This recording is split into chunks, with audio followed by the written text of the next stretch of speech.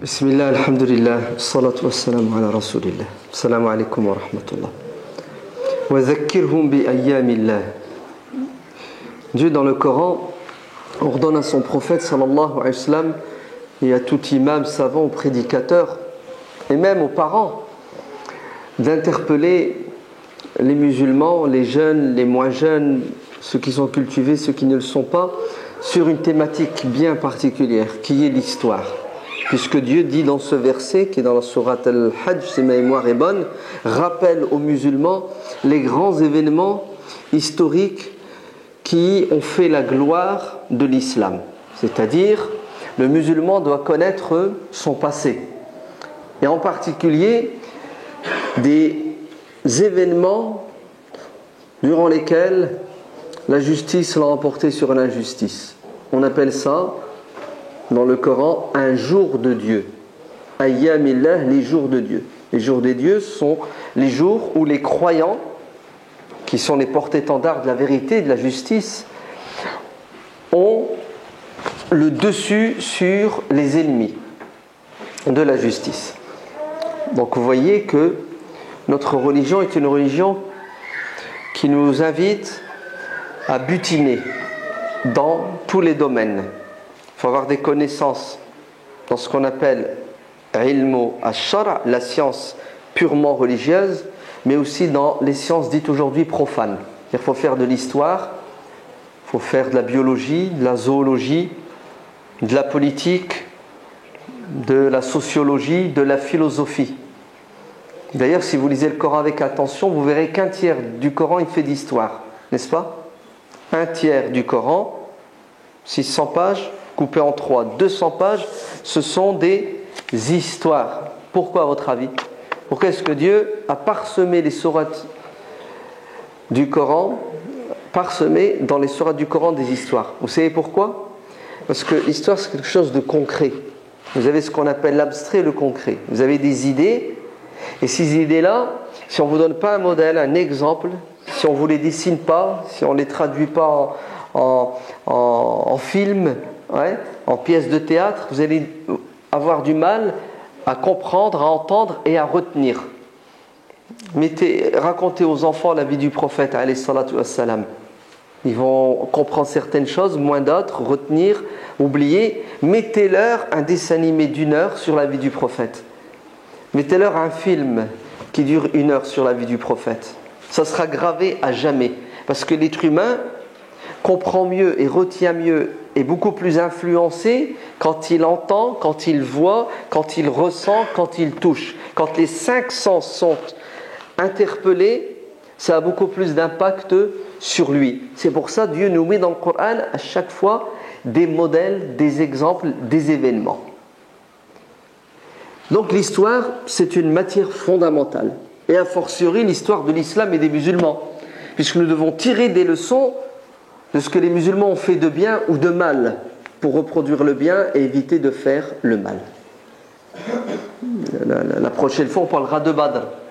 Le Coran nous parle de la bataille de Badr, la bataille de Uhud, la bataille de Hunayn, la prise de la Mecque, du fossé, les histoires des enfants d'Israël. Bref, tout ça vous le savez, mais malheureusement on a tendance à quoi? À oublier qu'il faut continuer et ouvrir d'autres horizons.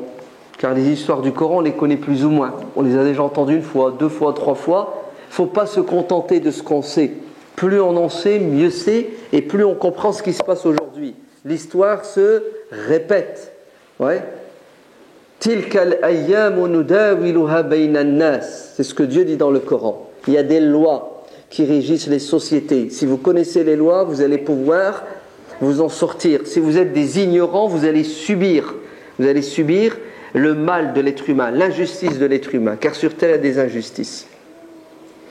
Je crois que c'est Sa'd ibn Abi Waqqas radiyallahu anhu qui disait: nous enseignons à nos enfants les épopées, les batailles du prophète comme on leur enseigne les sourates du Coran.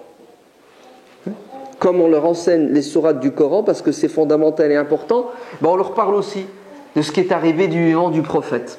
Et les enfants grandissent avec quoi? Avec cette culture historique islamique qui forge leur personnalité et puis qui leur permet de mieux comprendre ce qui se passe. Donc ça, c'était juste en guise d'introduction. Le mois de Ramadan, c'est le mois de l'effort et non pas le mois du réconfort. Le mois de Ramadan, c'est le mois du sacrifice et non pas le mois de l'ennui. Si vous faites l'histoire de l'islam, vous verrez que des grands événements ont eu lieu pendant le mois de Ramadan. Parce que le mois de Ramadan, comme on dit, c'est le mois de la baraka, de la bénédiction. C'est le mois où les grands diables sont enchaînés. Donc l'être humain, apparemment, il est plus léger pour faire le bien. Mais c'est le mois aussi où le musulman fait le maximum d'efforts, car le bien qu'on fait pendant le Ramadan, il est beaucoup plus récompensé.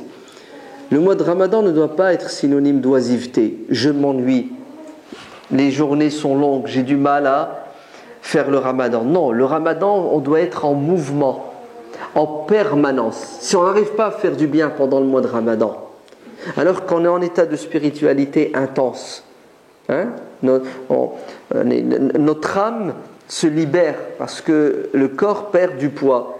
Si pendant le Ramadan on n'arrive pas à faire du bien, à réaliser des choses, est-ce que vous croyez qu'après le Ramadan vous allez y arriver? Point d'interrogation. Allahu a'lam, et ça m'étonnerait fortement. Un petit rappel. Le prophète sallallahu alayhi wa sallam est décédé. Il a géré la communauté pendant 23 ans au niveau spirituel, politique. Et après sa mort, la première des choses que vont faire les compagnons, c'est choisir un chef. Car on ne peut pas rester sans chef. Si nous n'avons pas de responsable de chef, c'est le diable, notre chef et notre responsable. Vous entendez? Sinon, c'est l'anarchie. Alors ils ont choisi Abu Bakr. Et on va voir une période qui va durer 30 ans, qui s'appelle la période des califes bien guidés. Abu Bakr, Omar, Uthman, Ali, Al-Hassan ibn Ali. Et malheureusement, après cette période, nous allons voir une période de monarchie héréditaire, avec des monarques, des rois, qui vont du meilleur, Omar ibn Abdelaziz, jusqu'au pire, le délinquant Yazid ibn Muawiyah. Et entre les deux, certains qui ont fait plus de bien que de mal, et d'autres plus de mal que de bien. 3 dynasties, l'Omeyyade, de l'année 41 à l'année 132, l'Abbasside de l'année 132 à l'année 656, et on termine avec les Ottomans de l'année 656 officieusement, mais officiellement l'année 700 quelques, si ma mémoire est bonne, jusqu'en 1924. Et après cette période de monarchie, où vous avez des rois qui dirigent la communauté musulmane au nom de Dieu, au nom de l'islam, sans avoir jamais remis en question le poids de la religion, voire ils ne dirigeaient qu'au nom de la religion, nous avons une nouvelle période qui est la plus catastrophique, la période de tyrans, de despotes, de dictateurs qui vont devenir les ennemis de l'islam. Qui sont les ennemis de l'islam? Parce qu'ils sont laïcs et ils combattent la religion. Alors, durant cette période, on aura des exceptions. Des gens sincères, croyants, qui ont essayé de faire le mieux. Mais malheureusement, le contexte géopolitique fait que ceux qui dominent, ce sont les traîtres, une 5e colonne qui combat l'islam de manière directe ou indirecte. Et bien entendu, les vrais dirigeants sont les puissances occidentales. Ça s'appelle la néocolonisation. On vous colonise de manière indirecte. Après vous avoir colonisé militairement, économiquement, maintenant nous allons vous coloniser culturellement, spirituellement, philosophiquement, économiquement et tout le reste. Mais via des traîtres, la même couleur, la même langue, la même pseudo-religion. Et ces gens-là vont tout faire pour vous éloigner de l'islam, parce que si les musulmans sont vidés de leur dimension religieuse et spirituelle, ils sont manipulables comme tous les êtres humains. Quand ils ne pensent pas, ils ne réfléchissent pas. Et nous, ce qui nous fait penser et réfléchir, c'est notre religion, parce qu'elle nous donne un sens. Et après cette période, le prophète sallallahu alayhi wa sallam nous annonce des jours meilleurs en nous disant les califes vont revenir. Les califes, bien guidés, vous vous souvenez, Abu Bakr, Omar, d'autres vont diriger cette communauté au nom de Dieu, au nom de l'islam, dans la justice et la paix. Et puis après ils s'étuent. Ce sera sans doute les derniers moments de notre planète bleue. Ça va? Vous avez vu le panorama? Vous avez vu les grandes... Alors à votre avis, on est dans quelle période? Nous sommes dans la période de transition. On est en train de passer de la période des despotes, des tyrans hostiles à l'islam, à la période de démocratie musulmane qui vont finir par réaliser le projet des États-Unis musulmans. Les États-Unis, ils vont s'unir, comme les États-Unis d'Amérique se sont unis, et puis ils ont créé cet empire américain. Il y aura les États-Unis musulmans, 57, 60 pays qui vont s'unir autour d'intérêts communs, et leur ciment essentiel, c'est leur idéologie, leur religion. Ça va? C'est clair? Très bien. Salama, dans le Sahih de Bukhari, dit que le prophète sallallahu alayhi wa sallam a dit Waylun aw wayhun lil arab min sharrin qad iqtarab. Malheur aux Arabes, un malheur les attend. Ici, les Arabes, ce sont les musulmans, car la majorité des Arabes étaient musulmans. Alors parfois dans les hadiths, arabe signifie musulman et musulman signifie arabe, ce qui est logique. Quel est ce malheur qui va frapper la communauté musulmane? Le prophète le dit, une invasion d'une peuplade qui est apparentée à ceux qu'on appelle Gog et Magog, Ya'juj et Majouj. Le hadith parle de Gog et Magog. Alors sont-ils les vrais Gog et Magog qui vont venir vers la fin des temps? Ou sont-ils des gens qui ressemblent aux Gog et Magog? Peu importe, c'est pas ça qui nous importe. Ce qui nous importe ici, c'est attention musulmans, je vous avertis. Ils sont à vos portes et ils arrivent et vous allez souffrir. Ce qui va arriver à la communauté musulmane, c'est terrible. Donc le prophète nous annonce des moments difficiles pour nous prévenir, pour qu'on se prépare. Effectivement, le monde musulman va être agressé à plusieurs reprises. La première agression, c'est l'agression croisée. L'Occident chrétien ne supporte pas que l'Orient ne lui soit pas soumis. Le premier à avoir colonisé, envahi l'Orient, c'est Alexandre le Grand. Vous le connaissez, Alexandre le Grand? L'alcoolique homosexuel, adorateur de statues, qui a buté son meilleur ami, qui a fait sa biographie. Le Grand, c'est très grand, d'accord? Alexandre le Grand, qui domine avec l'épée. Ensuite, une seconde vague, les Romains. Ils colonisent à nouveau le nord de l'Afrique, le Moyen-Orient. Quand je dis coloniser, c'est-à-dire ils débarquent, tu ne te laisses pas faire, ils t'éliminent, et ensuite, ils font de toi un esclave qui travaille pour eux. L'exploitation de l'homme par l'homme.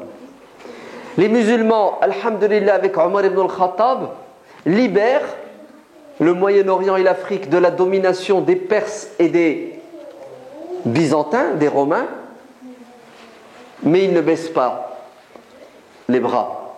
Les Occidentaux, les Romains, reviennent à l'attaque avec ce qu'on appelle les croisades. Ça vous dit quelque chose, les croisades? 1080?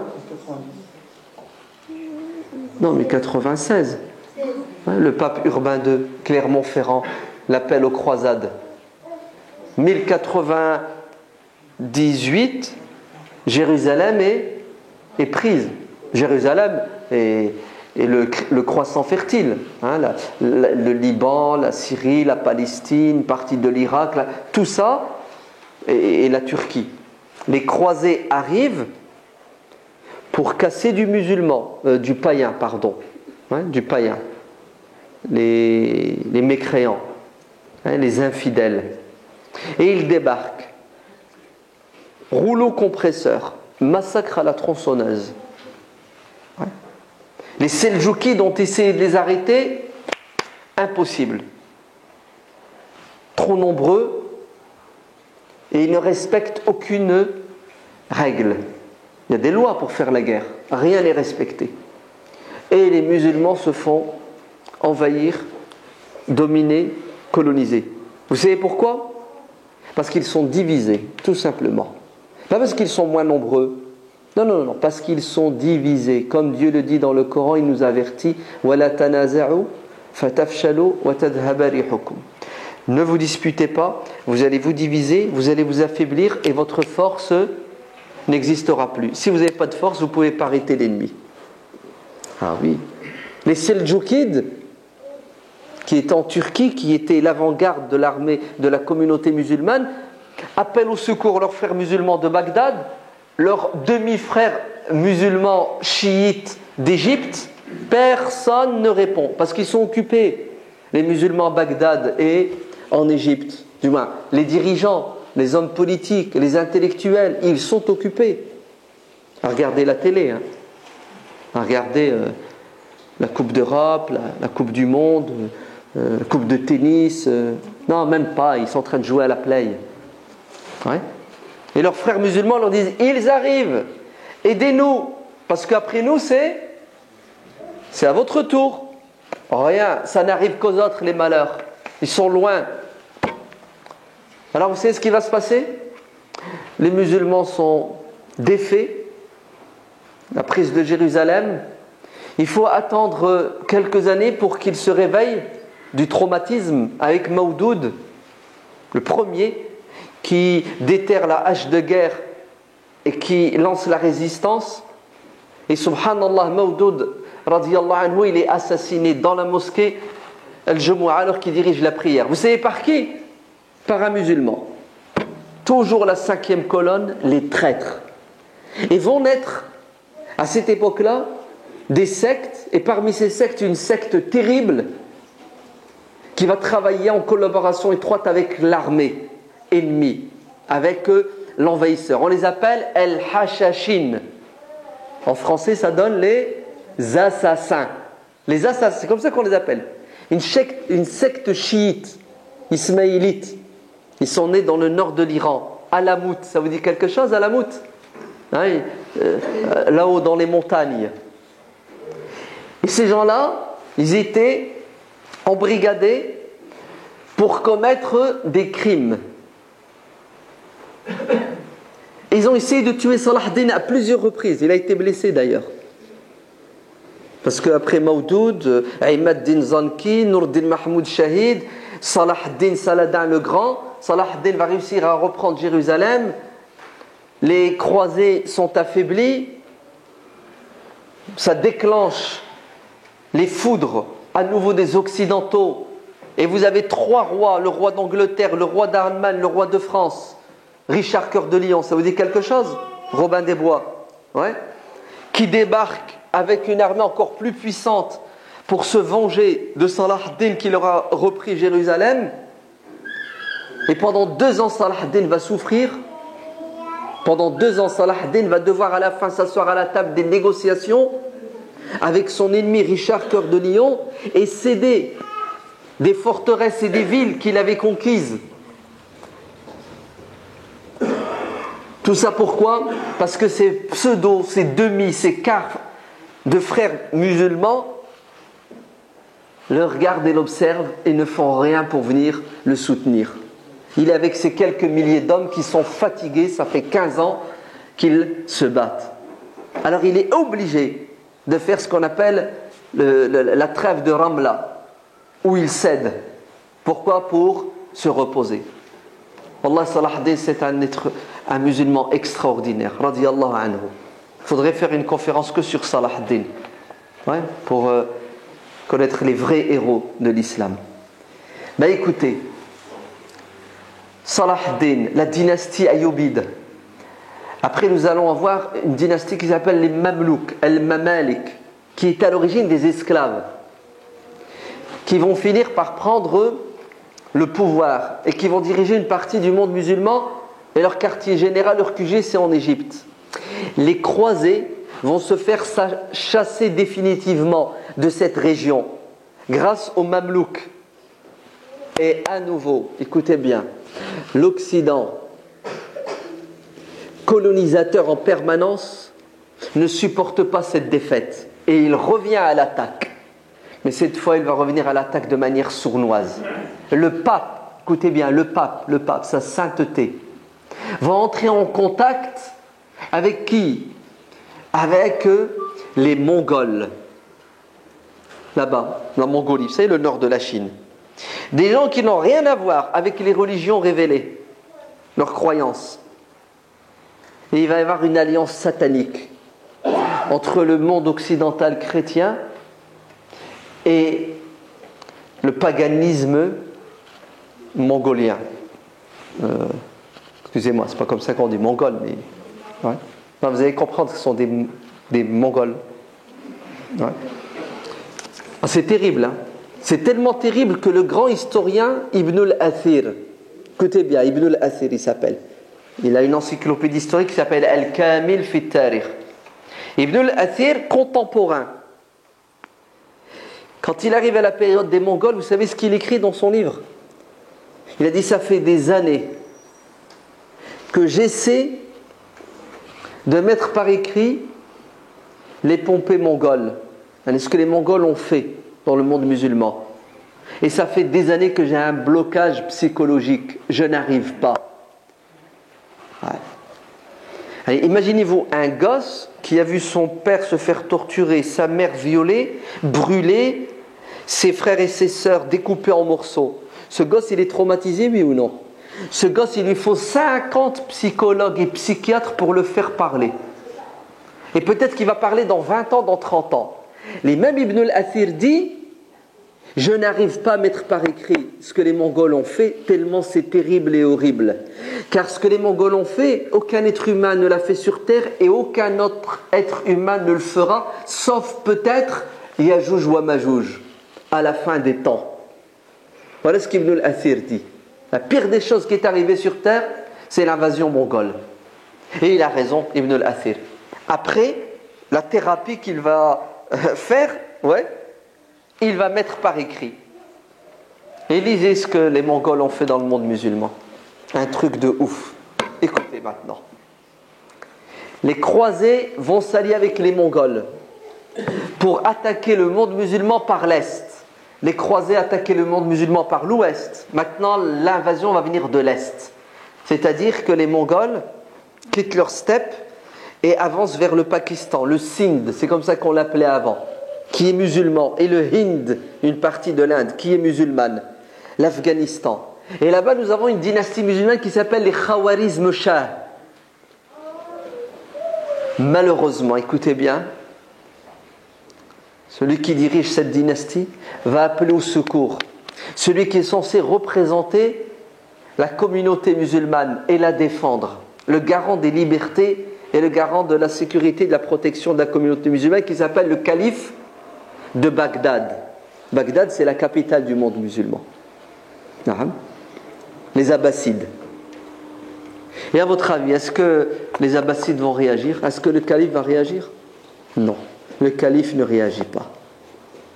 Les Khawarizm Shah vont essayer de retenir l'invasion mongole, mais en vain. C'est un barrage qui explose.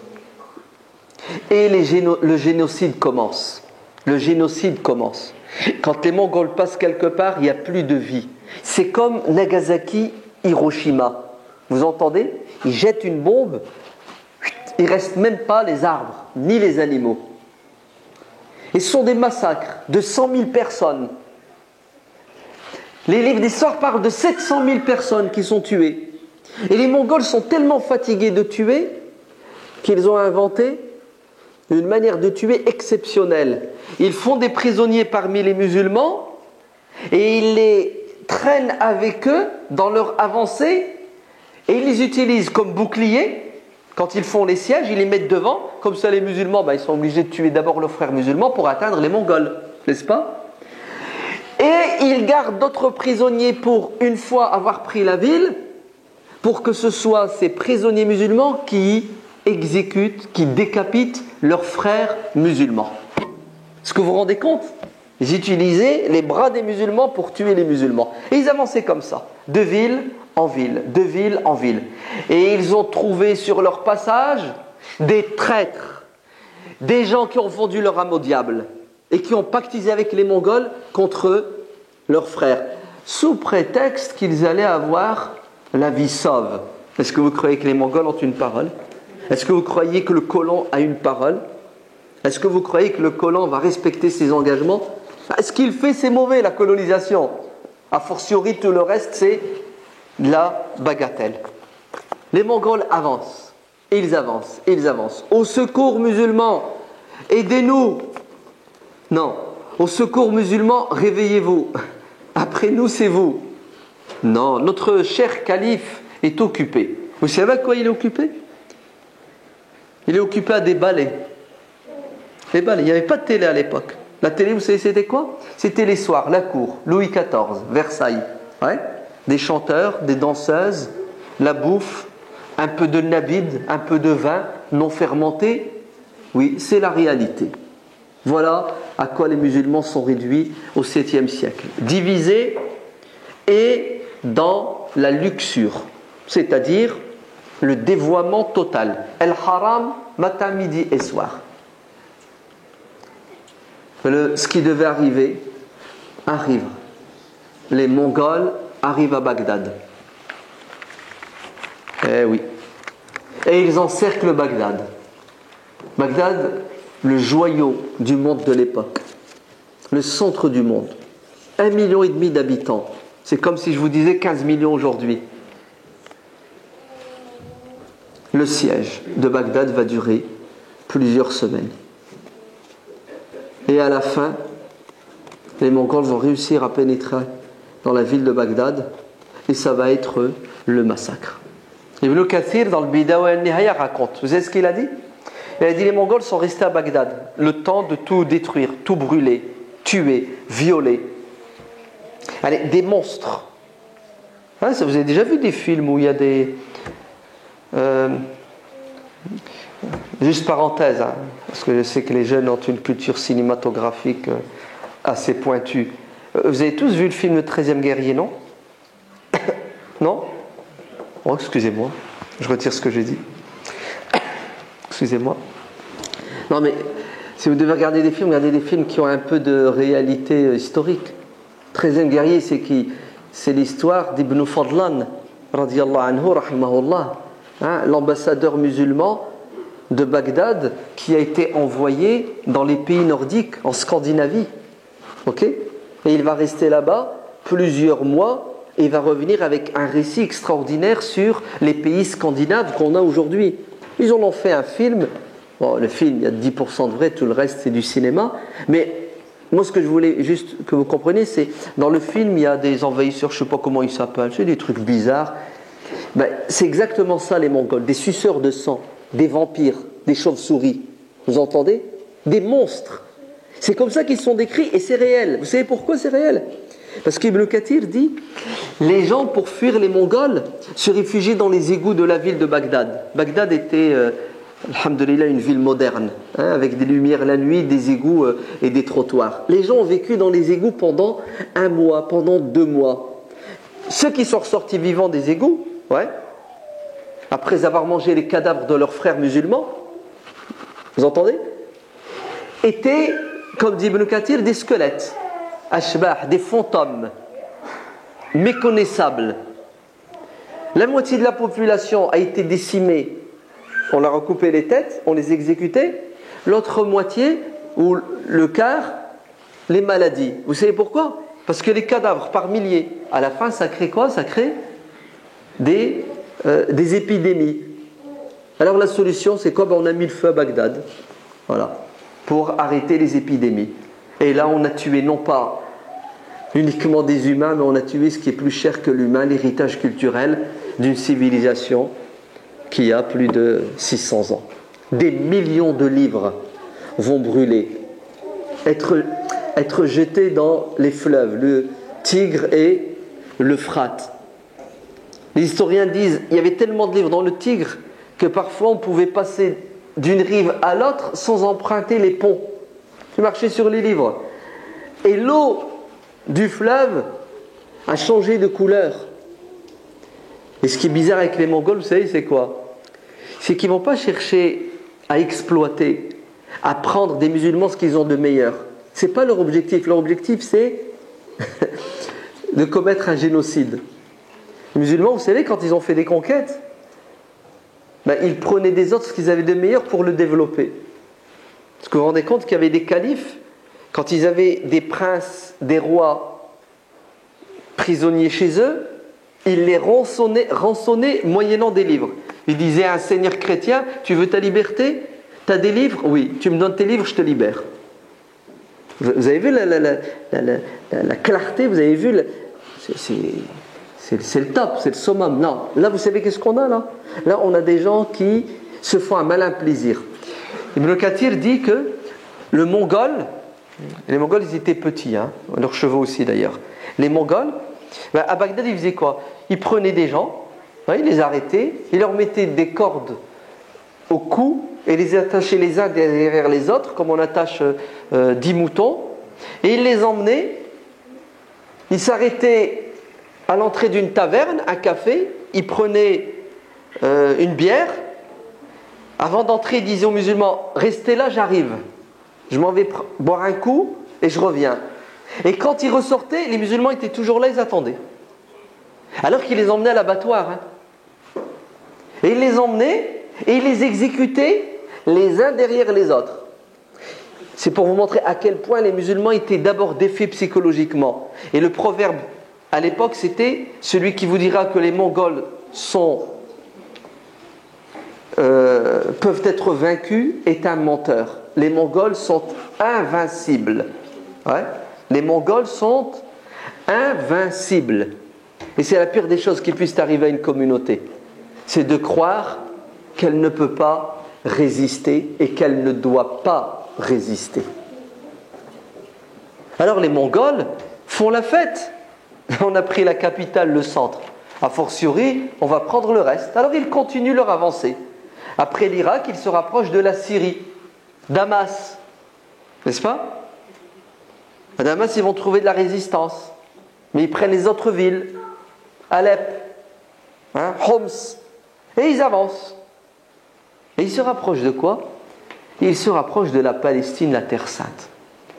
Mais leur objectif, ce n'est pas de s'arrêter en Palestine, c'est de continuer et de passer en Afrique, c'est-à-dire l'Égypte, et après le Grand Maghreb. Et ils auront fait le tour et la boucle sera bouclée. Et bien entendu, quand ils sont arrivés dans le Cham, ils ont trouvé leurs alliés chrétiens. Parmi les Arméniens chrétiens, parmi les croisés qui colonisaient encore en partie le monde musulman, qui se coalisent avec eux contre leurs concitoyens musulmans. Très bien. Il ne faut jamais désespérer. C'est justement dans les moments les plus sombres que le jour, la lumière se lève. Un petit enfant à qui on a tué le père, violé la mère, égorgé le frère et vendu la sœur, va se retrouver de ville en ville, vendu comme une vulgaire marchandise en Égypte. Et par la grâce de Dieu, il se retrouve entre les mains d'un homme pieux, d'un homme qui a de l'amour, qui va l'adopter, qui va l'éduquer et qui va lui donner la possibilité de devenir un héros. Ce jeune enfant s'appelle Seyfuddin Qutuz. Seyfuddin Qutuz. Il vient de cette région du monde musulman qui a subi l'invasion mongole. D'accord? Samarcande. Seyfuddin Qutuz se retrouve en Égypte dans l'armée mamelouk. Et il va gravir les échelons. Et l'Égypte à l'époque, à un moment donné, écoutez bien, autant Seyfuddin Qutuz, elle est dirigée par des militaires mamelouks, plus ou moins compétents, Et pour la première fois dans l'histoire de l'islam, nous avons quoi? En Égypte, une femme qui va prendre le pouvoir. Elle s'appelle Shajaratu al-Dhurr. Ouais, Shajaratu al-Dhurr. Une femme très intelligente, une femme avec beaucoup de compétences, mais son défaut c'est d'être une femme. Parce que les musulmans de l'époque ne pouvaient pas accepter d'être dirigés par une femme. Il y a de la misogynie et puis il y a aussi la culture. Alors qu'elle était beaucoup plus compétente que d'autres qui ont dirigé avant et certains qui vont diriger bien après. Très bien. Il va y avoir un coup d'État contre Shajarat al-Dhurr. Saif ad-Din Qutuz va devenir l'homme fort de l'Égypte. Et Saif ad-Din Qutuz, il a quelque chose dans la tête et le cœur. Sa mémoire, il n'arrive pas à l'effacer. Il a vécu, il a subi l'invasion mongole. Il a quelque chose dans le cœur, l'amour de sa religion et de l'islam, et de la compassion pour les autres musulmans qui n'ont pas encore goûté à la sauvagerie des Mongols. Et les Mongols arrivent. Ils ne sont pas loin, ils sont là-bas. Vous savez où? Au nord de la Palestine. Il faut vite réagir. Non, on ne peut pas réagir. On vient de dire que les Mongols sont invincibles. Qui a dit qu'ils étaient invincibles? Ceux qui ont baissé les bras. Ceux qui préfèrent vivre comme des esclaves. Un homme libre se bat jusqu'à la mort, car il préfère mourir libre que de vivre esclave. Allez, Saif ad-Din Qutuz se met au travail. Dans deux domaines, le domaine psychologique, spirituel, intellectuel et le domaine militaire, économique. Les savants vont faire leur travail, les imams, dans les mosquées, partout. Galvaniser, éduquer les gens, rappelez-leur qu'ils ont un devoir qui est de se défendre, une obligation qui est de combattre pour cette religion. Nous sommes capables de gagner parce que Dieu nous dit dans le Coran, bougez-vous, vous me trouverez à vos côtés. Et la figure emblématique qui va faire ce travail d'éducation et de réveil des consciences, c'est le grand savant. On l'appelle Sultan al-Ulama, le maître des savants. Il s'appelle Al-Izz ibn Abd as-Salam, radiyallahu anhu. Le maître spirituel de Saif ad-Din Qutuz. Al-Izz ibn Abd as-Salam va faire un travail extraordinaire. Il est puissant, l'Izz ibn Abd as-Salam, il est très puissant, il est craint, il est respecté, et sa parole n'est jamais contestée ni remise en question. Vous vous rendez compte? Et l'Izz ibn Abd as-Salam, quand il apprend qu'Ibn Touloun, un dirigeant, va venir dans le quartier, vous savez, défiler là, 14 juillet, qu'est-ce que fait l'Izz ibn Abd as-Salam qui est dans sa mosquée avec ses élèves? On lui dit Ibn Touloun, l'émir, il arrive. La fanfare, les gens qui sortent, etc. Les tapis. Vous voyez comment ça se passe dans les pays du tiers-monde? Quand Ibn Touloun s'approche de la mosquée où il se trouve, l'Izz se met debout, et il sort, il va vers lui, et il l'arrête, et il tient son cheval par les rênes. Et vous savez ce qu'il dit à Ibn Touloun devant tout le monde? Il lui dit Taqillah, crains Dieu. Qu'est-ce que tu vas dire à ton Seigneur le jour où il te posera la question suivante? Il y avait en Égypte de l'alcool, des maisons closes, etc. Quelle est ta réponse? Ibn Touloun lui dit, ah bon? Au Caire, il y a ça? Je ne suis pas au courant. C'est encore pire si tu n'es pas au courant. Si tu diriges, tu n'es pas au courant de ce qui se passe. Et Al-Izz va le rappeler, lui rappeler ses devoirs. Et une fois qu'il a conseillé comme ça devant tout le monde, il repart dans sa mosquée. Et ses élèves l'interpellent, lui disent, maître, vous n'avez pas eu peur de lui? Tout le monde flippe devant lui, tout le monde le craint, tout le monde le vénère, il y en a même qui l'adorent parmi la populace, mais parmi aussi les savants, parce que les hypocrites, il y en a partout, les arrivistes. Vous savez qu'est-ce qu'il leur a dit, l'Aziz ibn Absam? Il a dit, Wallah, quand je l'ai attrapé comme ça, vous savez, les reines, son cheval, là, quand je l'ai arrêté pour lui parler, je me suis imaginé la grandeur et la puissance de Dieu, et je l'ai vu devant moi comme un chat. Rien, c'était rien du tout. Il est qui? Il va me faire quoi, gars? Allez, vas-y, il va faire quoi? Si je dois mourir, je vais mourir. Si je ne dois pas mourir, je ne mourrai pas. Allah, il ne nous a pas dit d'adorer l'être humain. Voilà, ce sont des savants comme ça qui changent le devenir, le destin d'un peuple. Pas les hypocrites. Vous entendez? Parmi les savants qui baisent les mains, qui font des courbettes et qui font des fatwas en fonction des goûts et des couleurs de qui? Des despotes et des tyrans. Et on en a des savants comme ça, comme l'Aziz ibn Abdsalam aujourd'hui. Ne croyez pas qu'il n'y en a pas? Il y en a. Hein.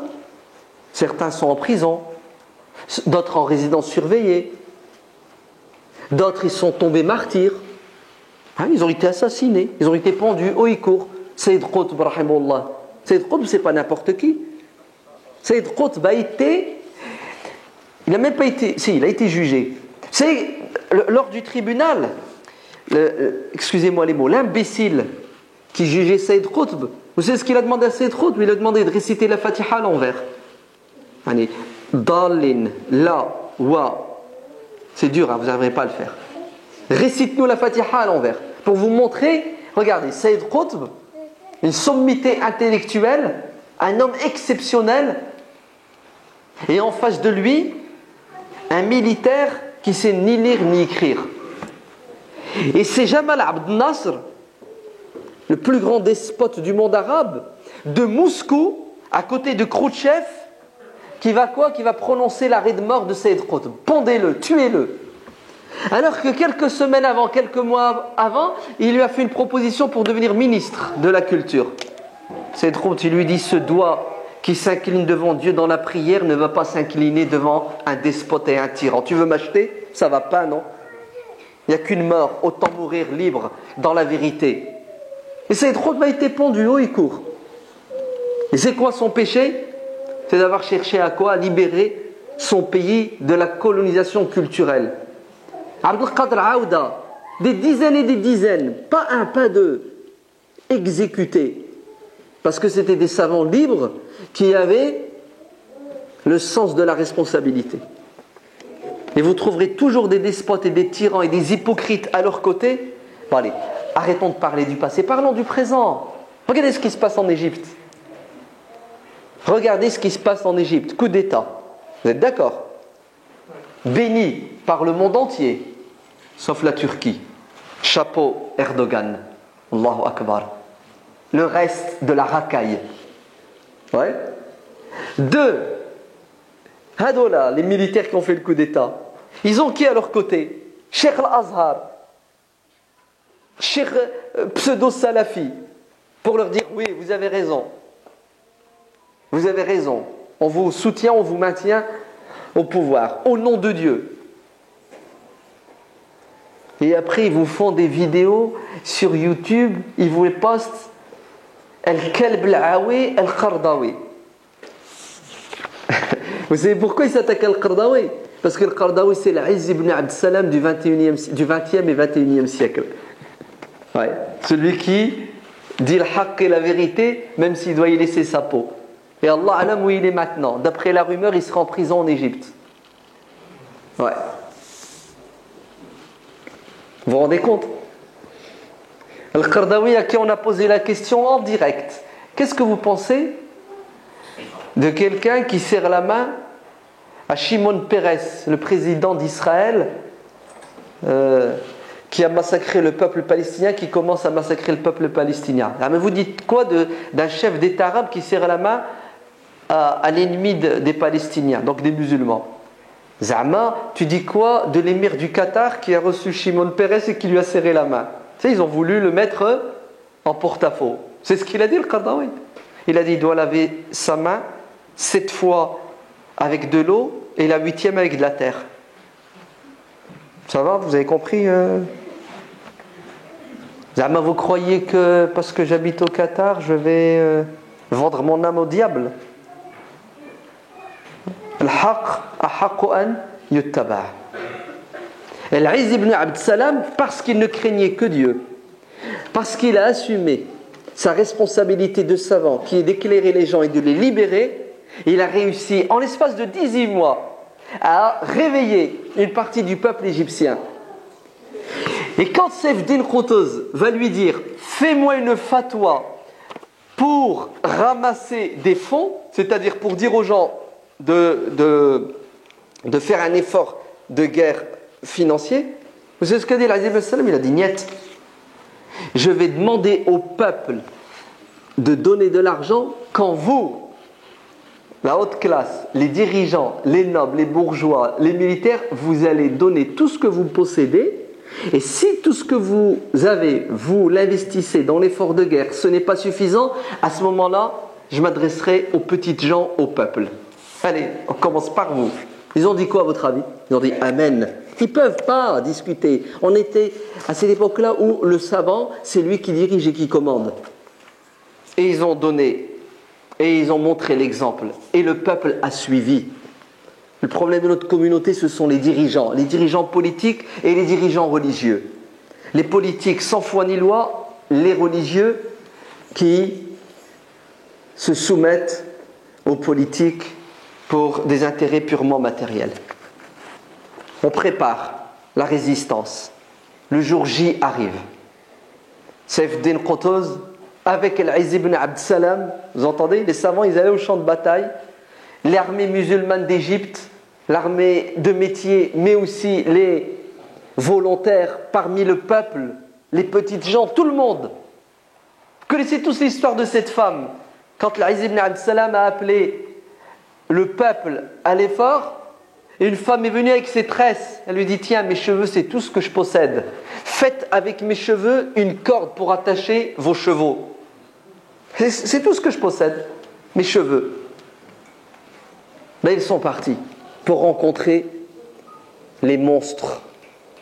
Et la bataille va avoir lieu, vous savez où? En Palestine, dans un endroit qui s'appelle Ain Jalut, au nord de Jérusalem, pas loin de la ville de Jénine, actuellement. Jénine, vous regarderez sur la carte. Ça vous dit quelque chose, Jénine, non? Le massacre de Jénine, là, en 96, c'est ça? Jénine qui a résisté pendant 1 mois à l'armée la plus puissante du Moyen-Orient, l'armée américaine. Ouais. À Jénine va avoir lieu le choc des civilisations.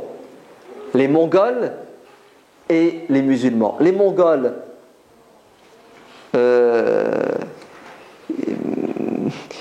on ne peut même pas les considérer comme des êtres humains. Ouais. Et les musulmans civilisés. À la tête de l'armée musulmane, Saif Din Qutuz, il y a un autre général, Al-Zahir Baybars. Et de l'autre côté, on a Kitboura, le Mongol. Et le choc va avoir lieu un vendredi, le 25 du mois de Ramadan. Le 25 du mois de Ramadan. Le vendredi 25 du mois de Ramadan. Qui équivaut au 11 septembre 1260. Non, pas le 11 septembre. Le 11 moins 8, ça fait combien? Le 3 septembre 1260. Retenez la date. Le 3 septembre 1260. Le 25 du mois de Ramadan de l'année 658.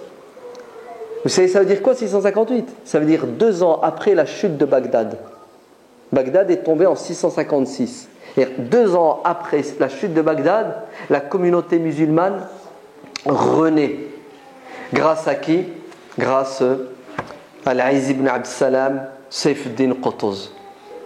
Et la bataille va avoir lieu à Ain Jalut. Mustafa me dit de faire vite. Ça va être une bataille, une victoire écrasante. L'armée mongole est décimée. Kitboura est même tué. Les musulmans, ça a été très dur. Hein. Au début, ils perdaient les musulmans. Ils perdaient tellement qu'à un moment donné, Saif Din Qutuz descend de son cheval, il enlève son casque, il jette son armure par terre et il se prosterne. Et vous savez ce qu'il dit? Il dit « Ya Allah, si aujourd'hui cette armée est défaite, c'est l'islam qui disparaîtra. Ya Allah, donne la victoire à tes serviteurs et fais de moi un martyr. » sa garde proche lui dit Ayyuhal Amir, ouais, remontez sur votre cheval, vous vous mettez en danger, vous êtes la cible de l'ennemi. Si vous mourrez, nous mourrons tous. Si vous disparaissez, l'islam disparaît. Saif-Din leur dit qui suis-je pour que l'islam dépende de moi? Et là il va crier Wa Islama, au secours musulmans, l'islam est en danger. Et il va galvaniser les troupes, il va se transformer en lion furieux qui va faire que, alhamdulillah, c'était un bras de fer. Ouais. L'armée musulmane va subir des pertes très très très lourdes. Voilà qu'alhamdulillah, en fin de journée, les musulmans vont réussir à prendre le dessus grâce à la patience et à la persévérance et à la foi qui fait des miracles. Et pour la première fois de l'histoire, les Mongols sont défaits. Oui, c'est un miracle. C'était inimaginable et impensable que les musulmans puissent arrêter les Mongols. Et à partir de là, c'est ce qui va se passer. Les Mongols vont perdre du terrain, mais la vraie bataille que vont perdre les Mongols, c'est la bataille spirituelle. Car ce peuple monstrueux, dominateur, imbu de sa personne, va finir par adopter la religion de ceux qu'il a tant méprisés et éliminés. Les Mongols vont se convertir à l'islam. Et si ça, c'est pas un miracle, dites-moi alors c'est quoi un miracle? Et depuis quand le supérieur suit l'inférieur? Depuis quand celui qui domine suit la religion de celui qui est dominé? Ben écoutez, c'est arrivé dans l'histoire. Les Mongols vont devenir musulmans. Au début, ils n'étaient pas très catholiques, mais ils vont finir par s'améliorer. Et ensuite, ils vont créer une grande civilisation d'où ils sont venus, la civilisation Ghaznawiya, les Ghaznévides, avec le grand Akbar. Ça vous dit quelque chose, le Taj Mahal? Ouais, hein? Avec Mumtaz, c'est ça? Tout ça, ce sont les Mongols musulmans. Le 25 du mois de Ramadan, c'est ça? De l'année 658, la bataille de Ain Jalut, le puits de Goliath, une victoire éclatante à l'instar de Badr. Vous entendez? À l'instar de Maladikard, Manzikret, ouais, des grandes batailles tournantes. Et il faut les connaître, ces moments. Ouais. وَذَكِّرْهُمْ بِأَيَّامِ اللَّهِ. Il y a un dessin animé, il est en arabe, sur la vie de Saif-Din Qutuz. Ouais. Il est très très bien fait. Si jamais il y en a qui s'ennuient, traduisez-le. Vous ennuyez, vous n'avez rien à faire, ouais. Traduisez, écrivez le texte en français, sous-titrez. Puis si vous avez un peu plus de talent dans le domaine, faites un doublage. Il est très très bien fait. Il raconte la vie de Saif-Din Qutuz depuis le massacre de ses parents jusqu'à la bataille de... Et Saif-Din Qutuz va tomber martyr. Ouais. Après c'est Dahir Baybars qui va prendre la relève. Bon, je m'arrête ici parce qu'il fait chaud. C'est ça? Il faut sortir du hammam. Wallahu a'lam walhamdulillahi rabbil alamin.